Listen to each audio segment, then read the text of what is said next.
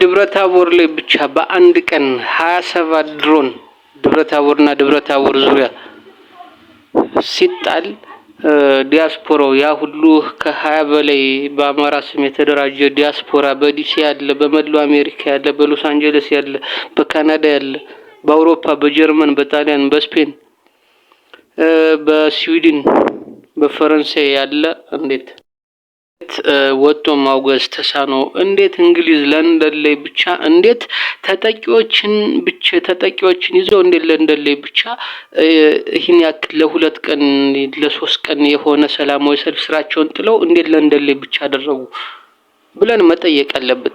ምክንያቱም በተደጋጋሚ ስንነግራችሁ ነበር፣ አሁንም አለ ከ20 በላይ በአማራ ስም የተደራጀው ዲያስፖራ የሚመራውና የሚዘወረው በእነ አብይ አህመድ ነው። በዲያስፖራ ስም አስወጥቷቸዋል። በኤምባሲ ሰራተኛ ስም ዲያስፖራ አስመስሎ አስወጥቷቸዋል። በእነሱ ነው የሚመራው።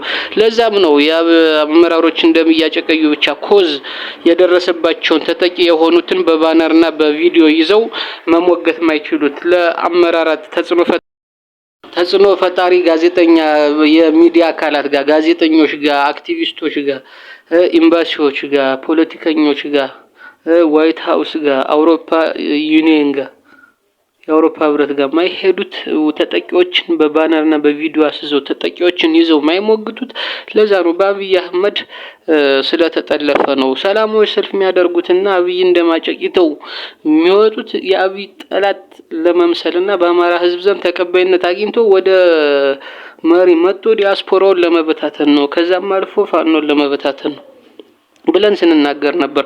አሁንም ፋኖ አፋብን አንድ ሆኖም የታየው ይሄ ነው። አርምም ወስዷል። አሁን ዝም ብለው ፋኖ ይከፋፈልልናል በሚል ሰበብ የፋኖን አንድነት መደገፍ አይፈልጉም።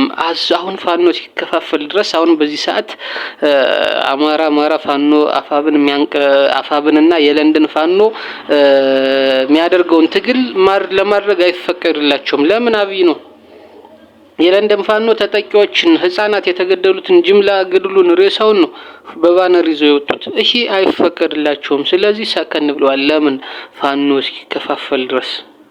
ነገር ግን ፋኖ አይከፋፈልም።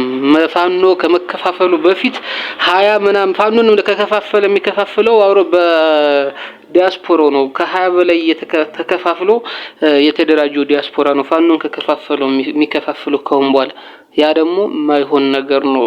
ዲያስፖራው ላይ እንግዲህ እየተሰራ ነገር አለ። ይሄ ተጠናክሮ መቀጠል አለበት። ይሄ ከፋፋይ ዲያስፖራ መባረር አለበት። ስለዚህ በአንድነት የለንደን ፋኖ የሚያግዝ በየትኛውም በአሜሪካም ሆነ በመላው አውሮፓ እንዲደራጅ ድጋፍ መደረግ አለበት፣ መበረታታት አለበት። የለንደን ፋኖች ሊበረታቱ ይገባል።